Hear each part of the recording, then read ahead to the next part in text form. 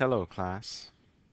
In this video, I will demonstrate another program which will go beyond the basic process control loop. First, I'm going to summarize the program that we covered in the last video. In the last video, I indicated that these symbols are used to add comments to your program. And this command, IN0, means to read the value or the status of the input at port 0. The equal is another word for assign. The equal symbol means to take whatever value is on the right side and copy it to the left side. On the left side of this equal is a variable I have defined as x. So in this step right here, I am basically reading and saving the value at the port 0. In the next step is an example of a process command where I am doing something with the information that I have read from the port. That information being a value, a number. This symbol I indicated before represents the not command, like the inverter. It means take whatever value that it is and make it its opposite. It's a unary operation, meaning it only works with the value 0 and 1.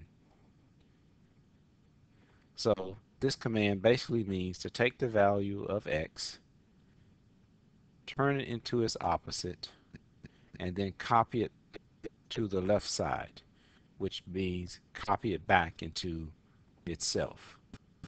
So the old value of x will change to its opposite. And then the third step in the process control loop takes the new value of x, which it has been processed, and then copy it to the output, which is located at port 15. When the microcontroller sees that this value is a 0, it will output 0 volts on port 15. When the microcontroller sees that this value is a 1, it will output a 1 or 5 volts on port 15.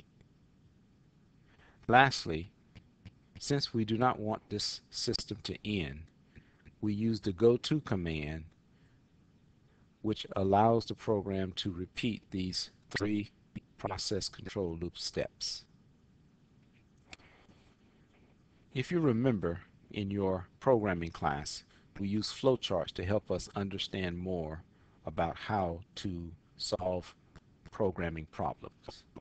And this basically is a flowchart that represents this part of the procedure, where you start the procedure, you enter the procedure by reading the input, doing some type of process, and then performing an output, and then looping back. And this process repeats itself. Now I will move on to the second program. The second program is very similar to the first program, except that the process is a little different. In this example here, I have defined a process which will depend on the value that is read from the input. We use if statements, which means that if the if statement is true, then it will perform process A. And then if that if statement does not execute, then it will continue to the second if statement, check to see if the value is a 1. If the value is a 1, then it will perform process B.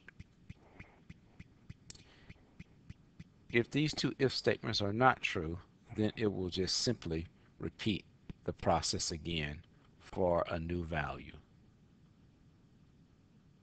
This flowchart gives you a clear idea as to the options available.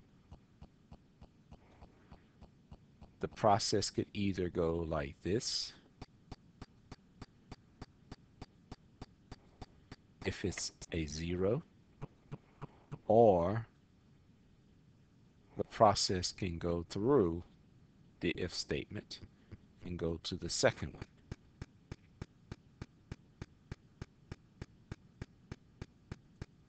And finally, if both if statements are false, then it will simply just continue straight through, do nothing, and loop back for another try. So we have 3 options with this program. Option number 1, option number 2, and option number 3.